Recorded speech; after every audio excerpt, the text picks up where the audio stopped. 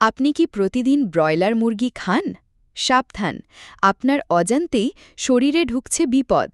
Poultry মুরগির মাংস খাওয়া স্বাস্থ্যের জন্য ক্ষতিকর হতে পারে যদি তা অস্বাস্থ্যকর পরিবেশে পালন করা হয় বা ভুলভাবে রান্না করা হয়। ব্রয়লার মুরগিতে থাকে বেশি ফ্যাট, যা হৃদরোগের ঝুঁকি বাড়াতে পারে। অনেক ফার্মে মুরগিকে অ্যান্টিবায়োটিক খাওয়ানো হয়, যা মানুষের শরীরে অ্যান্টিবায়োটিক রেজিস্ট্যান্স তৈরি করে। অস্বাস্থ্যকর পরিবেশে পালিত মুরগি থেকে হতে পারে সালমোনেল্লা বা ক্যাম্পাইলোব্যাক্টেরের মতো খাদ্যবাহিত রোগ। কিছু গবেষণায় ধরা পড়েছে এই মাংসে থাকতে পারে ভারী ধাতু বা রাসায়নিক অবশিষ্টাংশ।